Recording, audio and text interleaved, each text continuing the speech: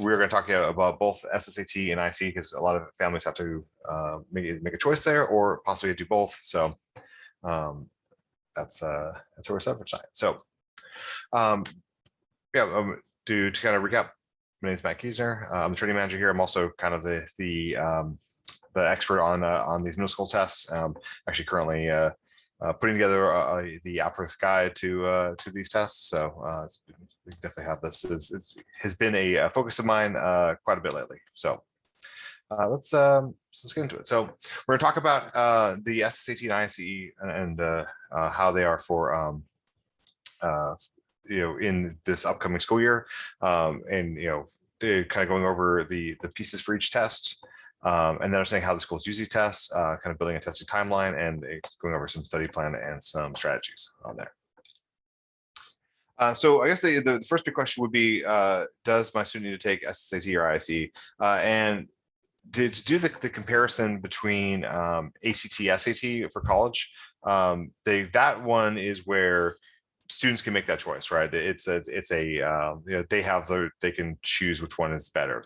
That typically is not the case for applying to middle schools and high schools. A lot of schools are affiliated with one exclusively, and this also can be a very regional thing. There's certain parts of the country that are more SSAT. There are certain parts of the country that are almost all ISEE. So there's quite a bit of variance in there. So really the best thing to do is to check with the schools that you're applying to, and hopefully that they would have aware that all of them take SSAT or all of them take ISEE, and you can have that choice made. But it's probably not going to be, oh, it doesn't matter either way. Just from my experience. I mean, it's a big country. There's a lot of schools, a lot of different policies on there, but a lot of them tend to be affiliated with one or the other. So I'm going to start with the SSAT. That's the way the slide deck is set up here. So there are 3 levels of SSAT. There's elementary, middle, and upper. We're going to be focusing primarily on the middle and upper, but I do have a slide for elementary, and we'll see why we're talking less about elementary. So these are free. If your student is going to be a rising 5th through 7th grader, they should take the middle test. And then if they are 8th through 11th, they would take the upper level test. Predominantly 8th graders take that test to get into high school. But if perhaps someone needs to transfer or something, there might be, they do offer for older grades as well. And so it's run by EMA, and they want to have their schools be an affiliate with us. So they for certain regions they almost exclusively SSAT. So I'm here in Atlanta. Atlanta definitely is SSAT town versus ISEE, but we certainly have other places where that is different, where it's flipped. So there are a lot of testing options for SSAT, and so I'm going to spend a little bit of time kind of dissecting this. A lot of this is in response to COVID. They diversified their offerings, and for all evidence, they're going to continue with that. It wasn't something where they're limiting those options. I think because they've invested the technology and the money in that, and they want to continue with that. So students can test at home on the computer. They can go to a prometric testing site and do a computer-based test there. There's the flex and benchmark tests, and there's just your run-of-the-mill monthly paper-based testing on there. Like in a classroom. So I got slides for all these. This is just the sort of setup on there. So the at-home test was the big change on there, and it's offered pretty much every Saturday and one Sunday per month. I believe that I don't think you need a exemption letter for that. I think they're fine for anyone to test on that Sunday. And they also have multiple time zones. So if you're on the West Coast, you don't have to start testing at 9 a.m. Eastern. They have a later day testing, which also might be nice if you're on the East Coast and you have a student who is not a morning person. They might be able to start testing at noon, right? So that's not so bad. And you can see the test dates listed. Do you know that I checked right before this thing, and there are a couple for July, but that's actually the ending of like last year's academic year's testing. So you'd have to wait until August, and those haven't been posted yet on there. We're early on this. So the way that they do this is you have to download their testing browser and a program for this, and then that's you have to do that ahead of time, and they'll give you the link for that. And basically, it's like it is the kind of program that will lock down your computer when you're in the testing environment. You cannot leave the application. It will notice if you try to pull up, let's say, the calculator or use the internet in any capacity on there. So, but definitely make sure that like you have a device that is that it will work with this, and that everything, and then do a system check and stuff on there for it. Once you start testing at home, students can have 2 sheets of paper, pencils, and water in a clear bottle. They probably think you're going to fill a bottle full of mouth formulas or something. They are going to do a room check. So that involves like being on camera and kind of showing your desk and moving your camera around and stuff to kind of show that this is there. So parents can be in the room check, and I would recommend that, because it's kind of weird to have someone on the internet say, hey, let me show me everything in your room. But the students have to be alone during the test time on there. So this is a weird kind of experience for a lot of students. So if you have a student and we're at home testing, it's going to make sense for them.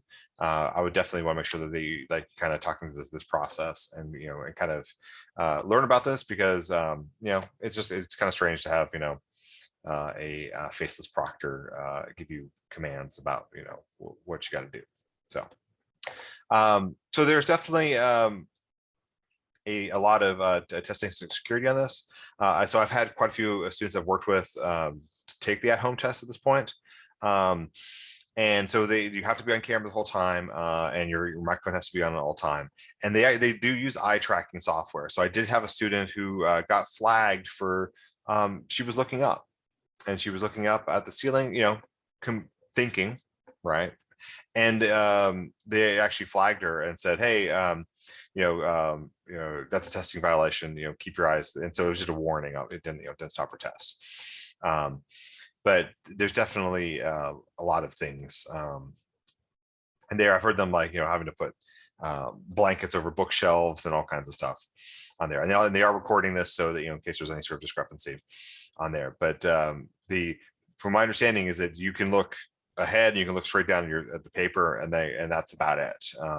So that's obviously for a student who might have test anxiety, that's obviously going to be could affect their performance as well.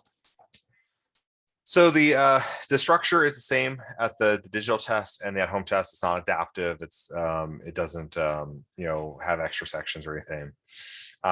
The only difference is that students can choose to end a section. Now, if they're in a regular testing room, the testing room has to proceed with everyone same pace. So if they finish early, they just have to sit there.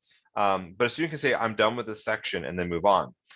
This is definitely a double-edged sword, because I had a student who was a 5th grader, and his mom reported that he finished the test in 45 minutes, which the test should take about 2-3 hours. So that wasn't right. And his scores definitely reflected this, this difference here. So make sure that a student can handle has the maturity to make sure that they're, they feel that there's no more they can do in that section, and they're done, and not just rush through. So one way to play with it is that so the EMA they do sell an SSAT online product, it is the way that the testing goes is identical to the testing they use for real tests. So there was an opportunity to compare those things, and unfortunately there isn't a lot of helpful options. There's no highlighting or drawing or taking notes or any way to kind of play with the system. It's very much just here's an image, select one of the 5 answers. The good news is that these scores come back quickly. They are about 4 business days. So you take it on Saturday, get it by the end of the week. They're real fast with the turnaround on the scores, which is paper test is going to have to be sent and graded and that kind of stuff. Alternatively, there's Prometric. So Prometric is they've done computer-based testing for many years. If you took like a grad school test, you might have gone to Prometric, like a GRE or something. A lot of those are done there. So you can see the availability. There's this link, that they have it to see where, where the SSAT is. There's Prometric centers are quite all around. I looked up, for where I live, and it was like there was a Prometric center like 4 miles away. So it's going to be a testing in a quiet room on their computer on there. So why would you do it? I mean, it's definitely a distraction free if you think that the in-home might not be great because of siblings and barking dogs or whatever. That, and then also you have to worry about internet connectivity. I mean, that's already kind of taken care of, in that situation. I do know that some students who've done the Prometric thing maybe feel a little weird because like they're going to probably be the only child there. It's going to be mostly, college students and post-college students taking, exams for, advanced degrees and stuff. There's not a lot of like kid testing, right? So if a student is like someone who, doesn't feels a little awkward around adults, that might, trigger that. I don't know. Just something to consider. So other thing about SST is that you can do computer-based testing 5 times per year, or sorry, 3 times per year. I want to say 5. 3 times per year, and that's cumulative between the at-home and Prometric. So it's not 3 at home and 3 Prometric. It's just 3 total on there. But that is you could do those 3 and do the flex test and do the paper-based test. So let's talk about the flex test. So the flex test is something they've had for a long time. It's kind of weird. It's basically a test with flexible scheduling. For many, many years, it was one time only. They have recently adapted that, or at least they did last year, where they're having 2 of these. So they had one from August and November, and then basically they came back after Thanksgiving and had like Thanksgiving, forward, which is great because it means that if you plan this correctly, you can take the flex test twice. So a flex test is typically administered by a counselor or an IEC that on there, and there's places to find, they have a list of who's available for that. Do you know that the flex test, it does cost a little bit more, and the counselor administrator may also charge a fee for for using those. So there can be an extra cost in the flex test on there. I would say the flex test is typically used to have one more testing time, just to have that done. And also this benchmark test. So a benchmark test is you cannot book this one. This is what schools book, and so it's used 2 ways. It can be done with schools who are looking to if they're a terminating school, so that it ends at 8th grade, and they're looking for placement out into high schools, and so they can establish one.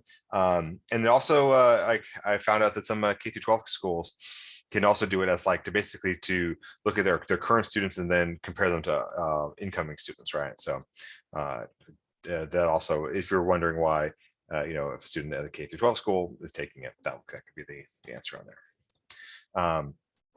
So those are standard dates. So they are offered once per month starting October, and really the testing season is October to February is for most students. They need to be done. They do offer spring tests, and they're but I think that would be a wait list situation for or something atypical on there. And you can they have a pretty easy way to find testing locations. Testing locations were in COVID time were very rare. That here I'm in Atlanta, and there was no testing location within 300 miles, which at one point, which is pretty surprising. But then last year there was gotten a lot better, and I imagine this year is going to do even better, right? So things are generally pretty open. So I'm going to talk a little bit about the elementary level. So that the elementary is for 3rd and 4th graders. It actually is 2 separate tests on there. It's a little mini SSAT. It's only offered starting in December. There is no at-home test. They figure that putting a 3rd grader in front of a computer and hoping that they can navigate this was not a good idea. And they can take the test twice and then do 1 flex test on there. But typically the elementary is less less in demand, to be honest. I have tutored a few times, and there are a couple schools around here that use it, but a lot of times that they have other evaluations that are more tailored towards early education than what this is. But middle and upper is definitely something I see quite a bit. So I got some strategies and stuff to kind of talk about these tests here. So SSAT structure, it starts with an unscored essay. I would only have 25 minutes to do it. Then quantitative, which is one of the words for math, one of the sections. Then there's a reading comprehension section. There's verbal, which contains 30 synonym and 30 analogy questions. Then more math, and then a unscored experimental section where they use that to test new information there. So the essay, there is, students are given 2 prompts, and they've changed these in a couple years ago. The middle level, one is narrative and one is personal. So the narrative one is like, the first line of a story. They took that option away from the upper level. Now one is personal, which is like what you believe. The other is analytical, which is kind of like asking you to describe a situation, so or provide analysis to something. So they're not scored, but they are sent to schools for evaluation. So I think they do have some weight to them in that regard. Is that there's looking at a sort of a raw sample of a student's writing, and if they ask for a written submission, and if the written submission is way better, and then this one in the test is kind of crude or clunky, they kind of they can say, oh, the other one might not be authentic, and then also I think it's kind of an informal psyche eval. It's like does your student come across as normal, right? or is this like a weird cry for help or something? So I always tell my students to not be weird, in this essay. That's important to to put forth their best foot and have it be part of it, making a good first impression. And then on quantitative, calculators are not permitted on any of these tests. So it's quantitative is going to be kind of a mix of math. It's going to have some arithmetic skills, algebra, geometry. Upper level is going to go into like linear equations and more advanced exponent rules, and some moves in factoring. The middle level is going to dwell primarily on looking at the relationship between fractions, decimals, percentages, proportions, probability, ratios, and kind of knowing that they're all kind of talking about the same thing. That's the main idea, with a little bit of algebra and a little bit of geometry, where upper level is a lot of algebra, a lot of geometry, some number sense. So good tips, it's read the question carefully. The questions are tricky. This is definitely a test that is coming from an old school IQ test. It is very old fashioned. It is designed to be tricky. So you write down your work, right? Don't take steps, cut steps.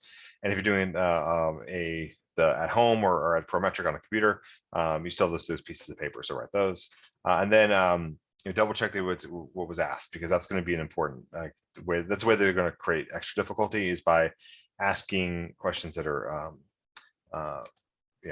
uncertain. So we can see this in here. We have a little geometry question, right? So circle's area of 16 pi inches. What is the length in inches of the diameter? And that's you obviously have to know formulas, right? So it's pi r squared equals area. We substitute in area, so we got 16 pi. Boop. Pi r squared. We can then cross out the pi's by dividing by pi, take the square root of r squared equals the square root of 16, r equals 4. Not too hard. And a lot of students are going to pick A, right? Because they found r, right? But it's asking for the diameter, which is really simple. You just need to double it, so the correct answer here would be C, right?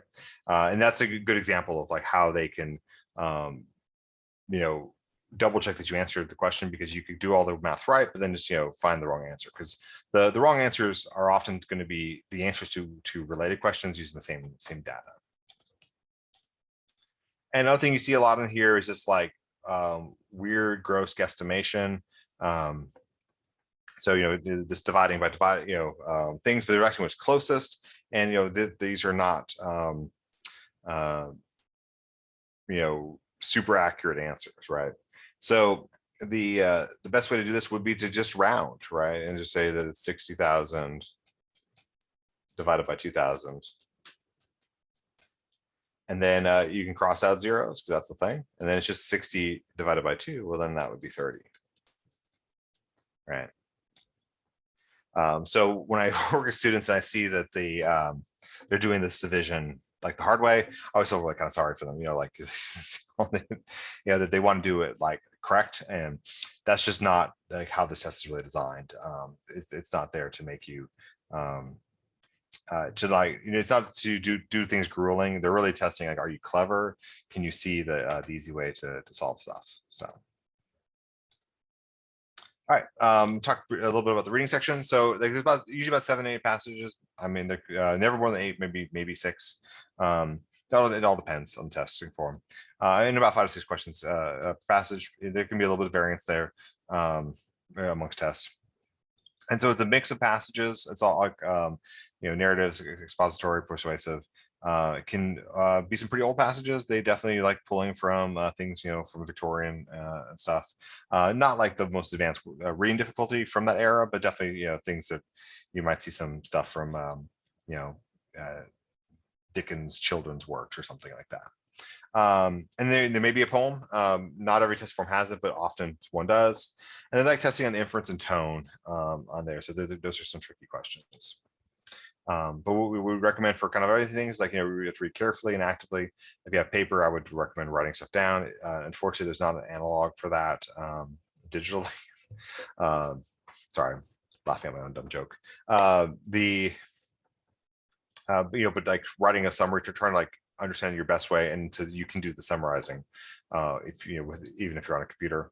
And then it's like, it's easier to answer things by reverse and look for non-supported words, things we call throwaways in our material. And if a word is not supported, the whole answer choice is wrong.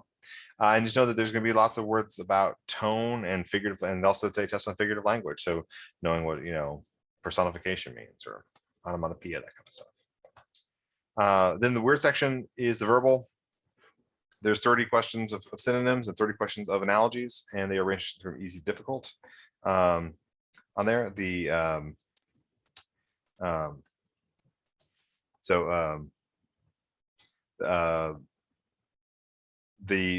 students have no context, and then so they may test on some less less common meanings of common words. So the analogies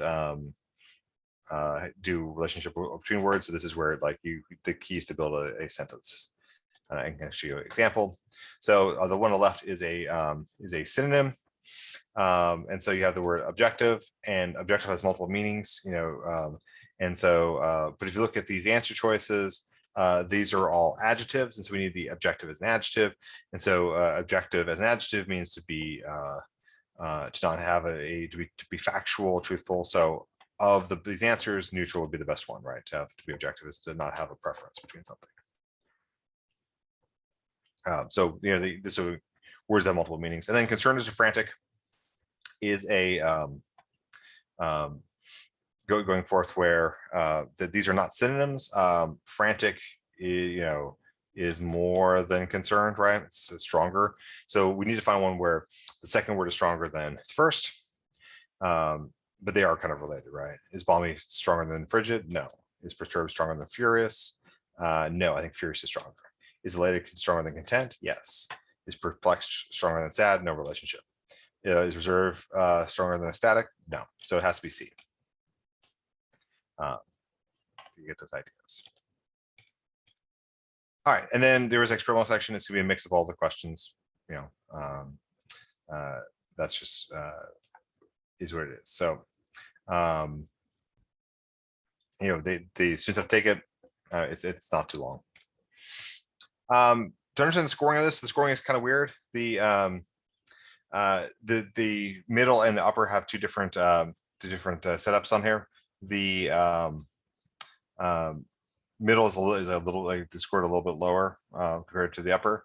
And then they also give you percentile split by grade. They used to do grade and then grade and gender. They got rid of that, so that they last year they no longer have a word like they're ranking,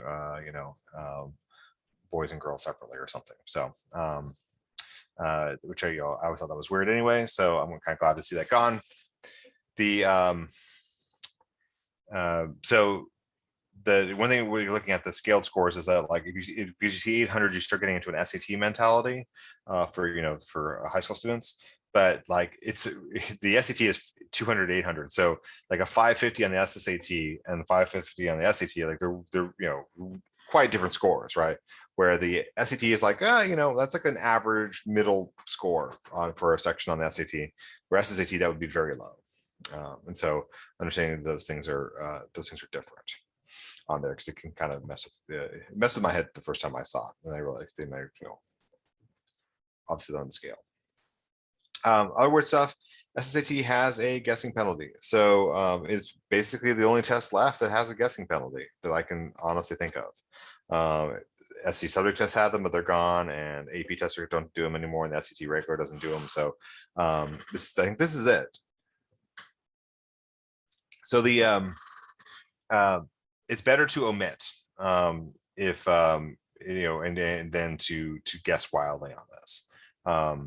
So teaching a student strategic answering and omitting is important.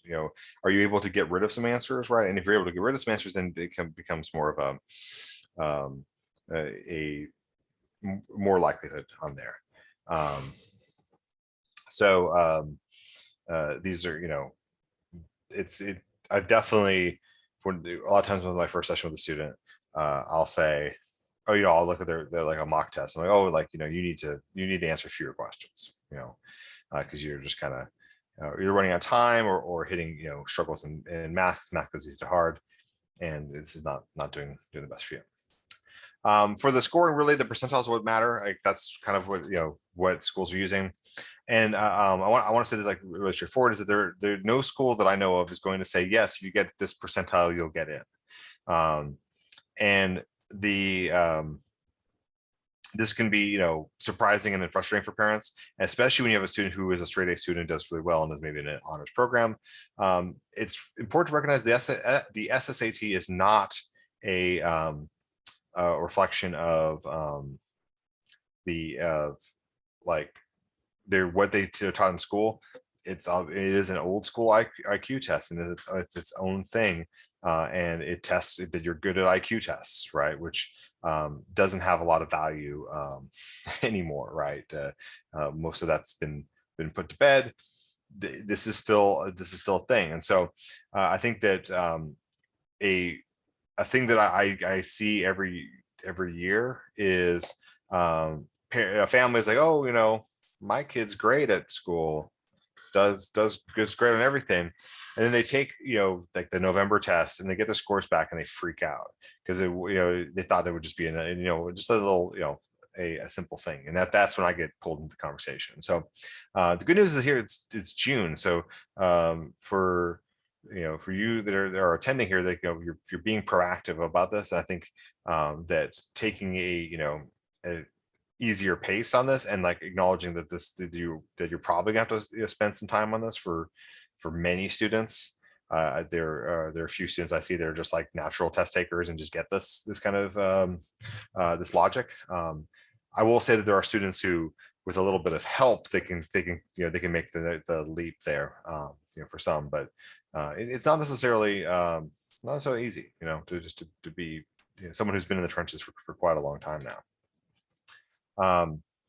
And schools are not going to give you these percentile cutoffs, on there. I mean, maybe some counselors might feel comfortable with that, but I don't feel that, because like there's too many things to consider. And like, a school doesn't have that many students, and they want to have like, functioning sports teams and an orchestra and actors for a play, and artists, and have a debate team and all these sort of things that make up campus life, and not just be like a campus of excellent test takers, because that may not be the best campus for the overall health of the student body. And so like one thing to know is that the SSAT shows to the school that are you a good test taker, because there's value in that when you apply to colleges later. But it's only that's one part of the application, and making sure that as you put your student their application forward, you understand where they're going to fit into that community. I think there's a lot of value to that as well, and not just focus exclusively on SSAT. So stay plan. I mean, register early. The spaces fill up. You can't register right now. This is not the you can start registering I think in August. So you know which type you're gonna the student's gonna take, and if they're going to be doing computer-based testing, make sure that they feel comfortable with that format. Again, you can purchase their online study plan from SSAT, and then you can have access to like the mock-up of their testing program. For paper-based testing, I found that quite a few students, especially students that are not in schools that focus on testing, that just the idea of like a bubble sheet and and I put your answers over there, like they might need some practice on that. I've definitely seen students mess that up, especially if the strategy for that student is to to strategically omit answers. So that means you're leaving bubbles blank, and if they have some kids mess some stuff up on that, get one off or something and just have everything sort of spiral down on there. So at least some familiarity with how you answer that stuff is important as well. Make sure they understand the guessing penalty. The first thing I usually say with the students, I explain the guessing penalty, right? With that, I'd also plan to test more than once.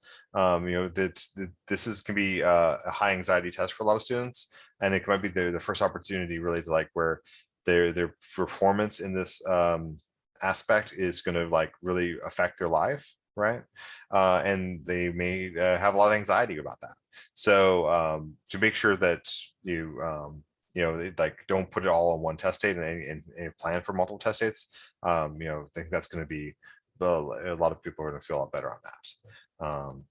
And most people try to finish by January or early February is kind of like that last test where you have to kind of send the scores. Again, it depends on which schools you're applying to.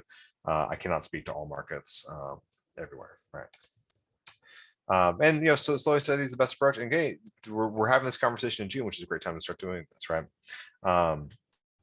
So like you can build some skills during the summer with it, like while not be heavy stress on there, right?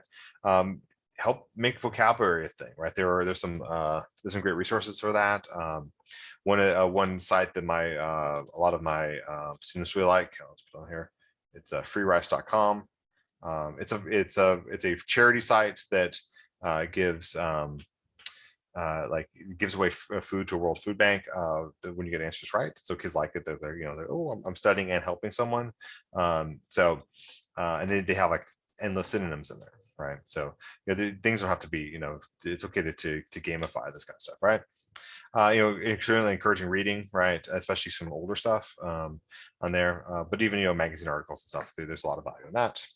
And then for you're reviewing core math concepts, there's not going to be a lot of help with formulas or anything like that on there, and also making sure that they feel real comfortable working with fractions, working with percentages, all that kind of stuff.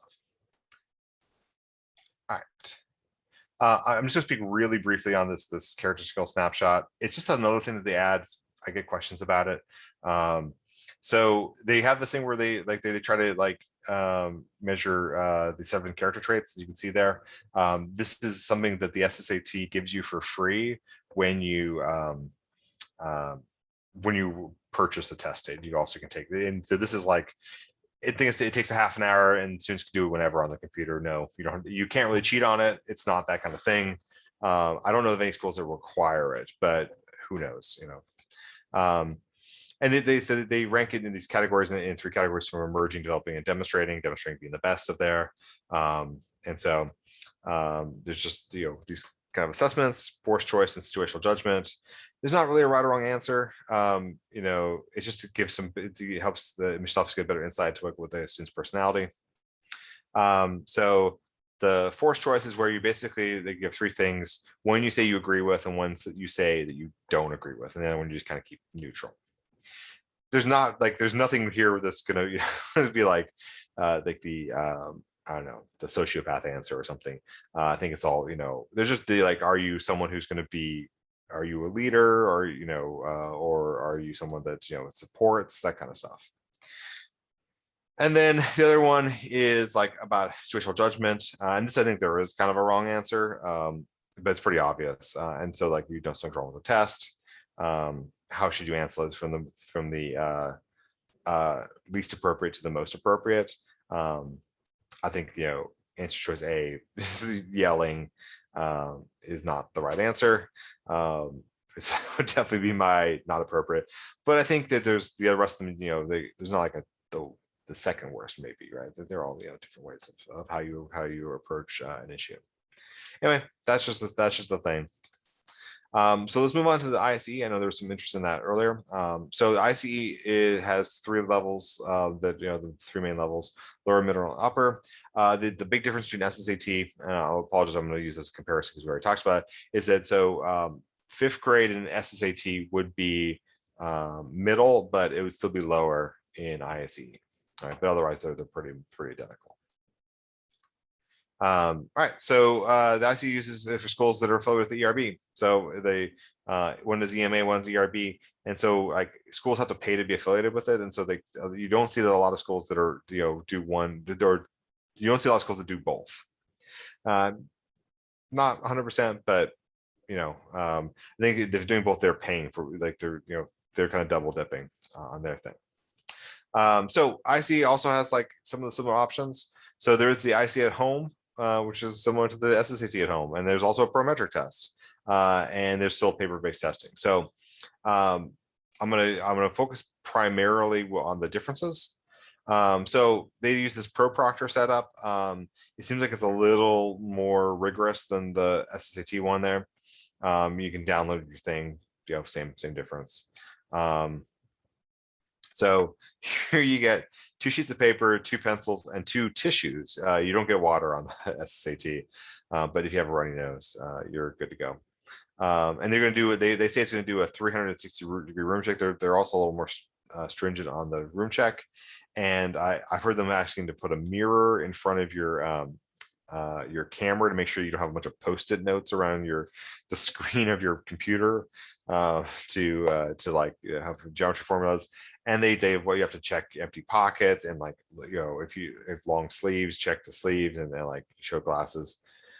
Kind of intense on there. So parents can be there. Again, highly recommend being there for your kid, because it's kind of intrusive to I think that's a fair assessment. Same thing, they do the serious for the test security, anything, any kind of distraction, the kind of stuff like that. They're going to be it's going to lead to getting banned from taking this. And that's especially bad on the ISE, because you have very few times you can take the test. That's the SAT. You can take it a lot more times. On there, same structure. You can only you can't take bathroom breaks or anything like that. You only get the scheduled 10-minute breaks. You can't drink or eat during those times. So if you have a student taking the testing at home, make sure that they use those breaks efficiently, and do get some water, do get a snack, right? And they're going to have to do an additional security check. Scores will be back about 14 days, and that's not really any better than the standard ISE. So like with SSAT, you will get scores quickly. Prometric, same deal as the SSAT, right? You can search for it. They've been using Prometric for quite a while. This is not a new partnership for them.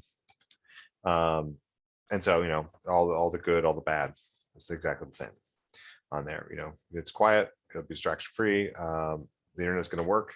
But it's going to be, the kid has to go into like a weird testing room, probably full of adults. So they are offering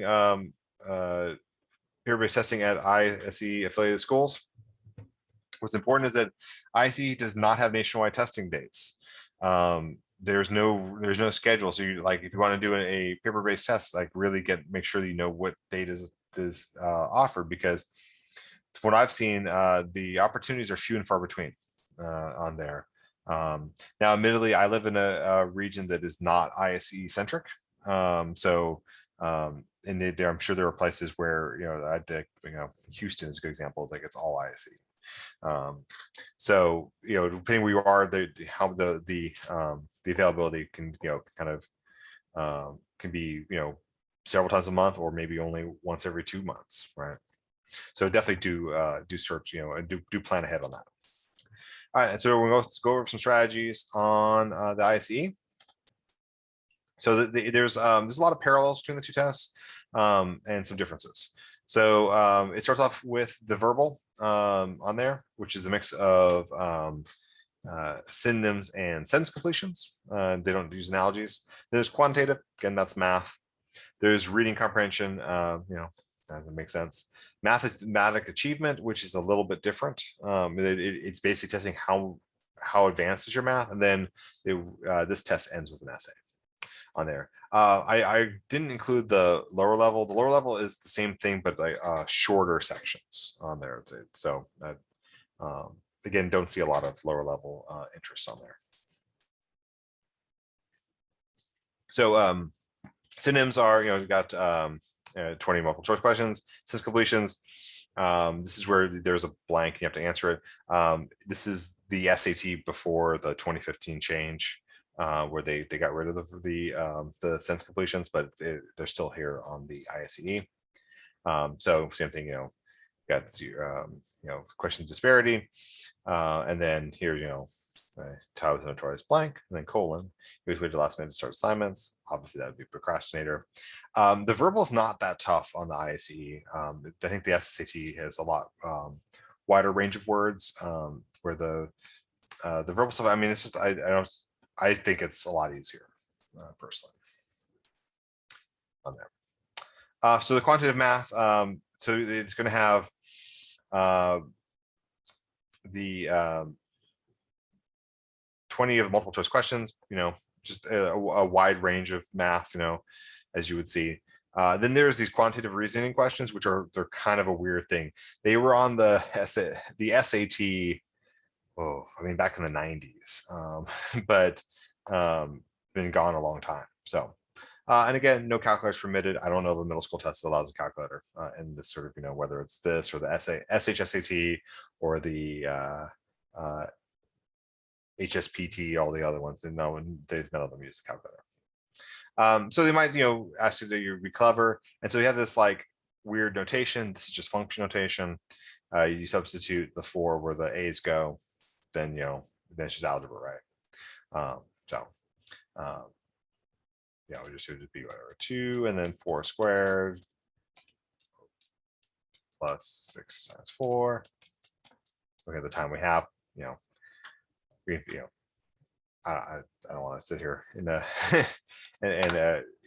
do a bunch of math, but you get the idea, right? That you would just, it's testing you really to kind of, this is a weird notation, but that's okay. It's still just functions.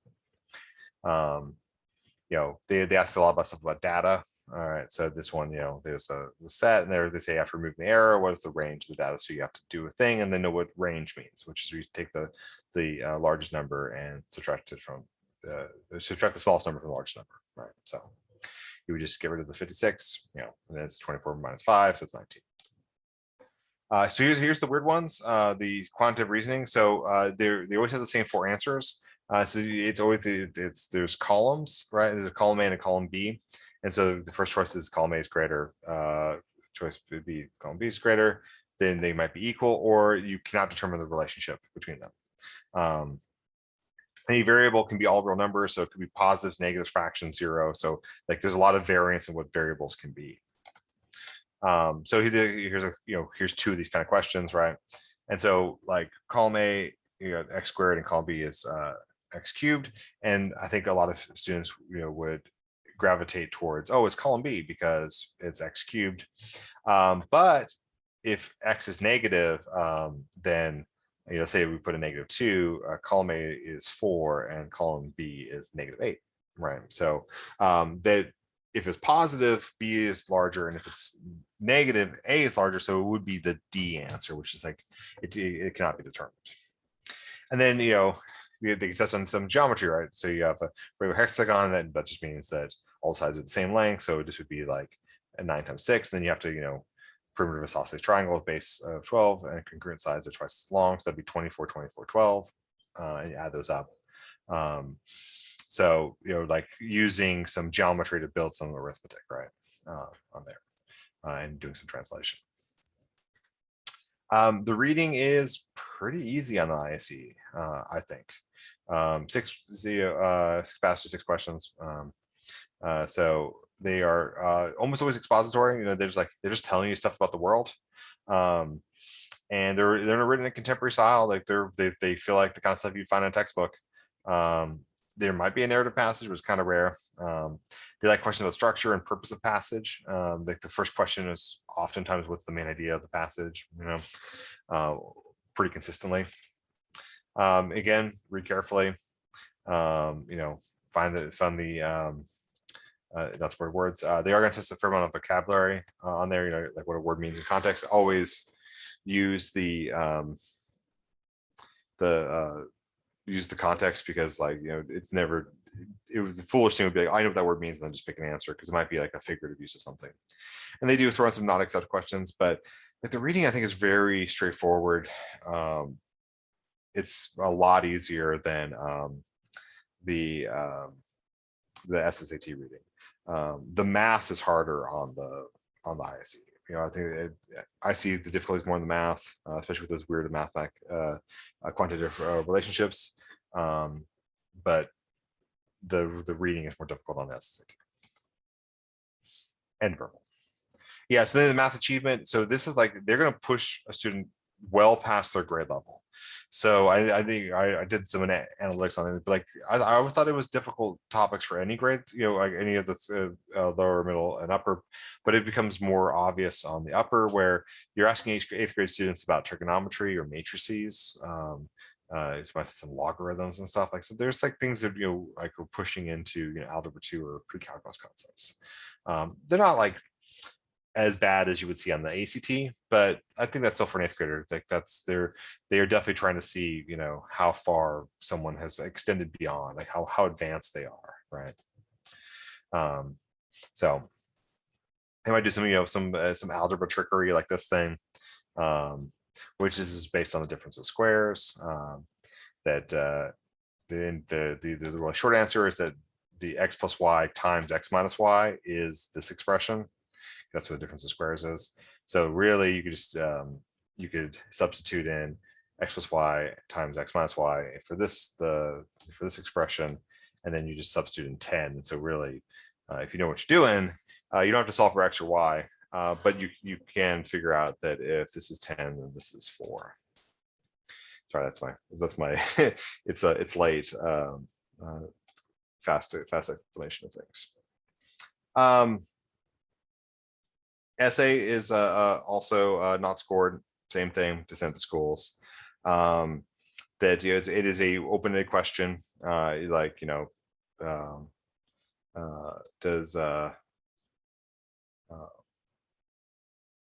Is ignorance bliss or something like that? And do you agree or disagree? One thing that's kind of weird is that if you're taking the paper-based test, you have to write in a black or blue pen.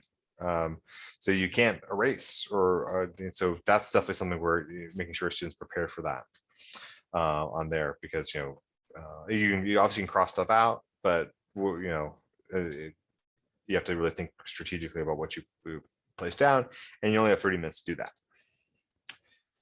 All right, fun scoring things. So there's no guessing field on the IC. So that's a cool thing. So it's students should answer all questions. If they run out of time, they should just pick the same answer and go down the line. Like that's really, you can add some points that way. There are scale scores for each section. I don't know where these scale scores come from. It's 769, 40. I don't know why they chose that range. It seems kind of, I don't know. I can't think of another test that compares it to that. They also do percentile scores, and then they also use a Stanine score. So percentiles are important, but then also a lot of schools will just prefer Stanine, because it kind of a Stanine scale takes all like this percentiles, like they go from 1 to 99 and kind of just makes it 1 to 9, which looks like this. So it's not a 1-to-1. It is very curved, right? So it is very hard to get a 9 on there. It's not, if you assume that the standout of 9 is from the 99th percentile to the 90th percentile, that's not the case, right? Because if you get down towards the middle here, it's like, it's almost 20 points, right? Where on the top is like 3 points. So it's a very scaled score on there. And standouts are like consistent. Like this is, within the realm of statistics, this is standard for all of these. So the this is just how these are set up. So some schools may say that they want like 7 or above or something, or 6 above on there. Knowing what school wants percentiles or standouts, I mean, it kind of depends on the school. So testing timeline for ISEE is important, and you have to be strategic on this. And the good news, we're starting at like the right time. So there are 3 opportunities. Like there's testing seasons on there. So there's a fall testing season, and the winter, and then the spring. Really, unless you're in like on a waiting list or something, the spring summer is not going to apply on there because you can't. I believe you cannot test now for this upcoming, like the fall is the beginning of the academic year. So if you were to test now, it actually wouldn't, I believe it would not count for the forthcoming there, which is kind of frustrating. So like you have an 8th grader, they would still register them for the 7th grade test, and you wouldn't be able to use it. But basically you get to test twice. And you have to be strategic and know that you want to finish, you want to take 1 test before November for sure. So there are also no nationwide testing time dates. You do need to research when testing. Obviously, the at home is going to be the most flexible, but if you want to do paper testing, you need to find when and where that's going to happen. You don't know what day in September, for example, right? So it's important to kind of to do that research for where you're located. So yeah, definitely plan to test in fall and then winter, because I don't think that spring or summer, like that's, that would have to be something like a very unique situation, and not the norm whatsoever. Again, things fill up, and also you got to know where these where and when. So you're going to need to do the research on that. Know what kind of you're testing, right? And then same thing, make sure that the student knows what the expectations are for each of those, right? There's some redundancies on these slides, but there's a lot of similarities. And the same thing, slow and steady, like do some vocabulary. I would say that for the ISEE, making sure student feels good about statistics, understanding the different definitions of mean, median, mode, range, all those kind of things are going to be useful. And then also recognize that if a student's really shooting for a high score, and if they're on at level math or even like honors math, but on level, like they're going to have to push into some new territory and actually learn some basics for some new concepts on there. So that's my presentation. I would say that I'd be remiss to say that we're doing our summer sale of this, and so this is our best promo of the year on there. So that with knowing that the testing timeline is, it's a great time to start the process. We have some mock tests that we can get your student to get some analytics off the bat, and then kind of make a good game plan, because these hours don't expire, so it's not like they have to be done before summer on there. So I did see some questions on there, but if anyone has any questions, if you want to throw them in the Q&A, I'll be happy to answer them. But I see a question about about Manhattan private schools, and it requires standardized testing.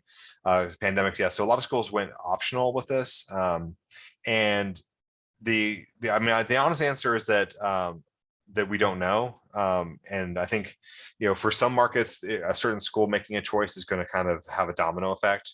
For like what we're seeing to use the same thing happened on colleges with SAT and ACT, but like the MIT made a decision that actually the SAT and ACT helps them determine who's going to be a good, who's going to be a successful student at the school. and that's MIT, so like the other schools will listen to that, right? And I think that's going to be for different markets. And I know that the Manhattan and the whole New York City market is also such where there's also the SHSAT, and there's a lot of delays in that for to get into the specialized high schools. But I think the answer is that we're seeing far fewer COVID restrictions on things, and we're seeing a lot more in person testing on there. And I think that each of these schools are make a choice is like that. Going back to that norm and having the opportunities to test. I think that we've now from COVID have kind of moved beyond that, and can that there are opportunities to test, right, and it's no longer burdensome in this. And there's also a lot of students were affected negatively with learning loss from being having COVID affect their education and having to do online school and that sort of thing. And so you may see some schools that want to have these tests as like an objective, apples to apples kind of comparison on there. So I mean, that's all like forecasting.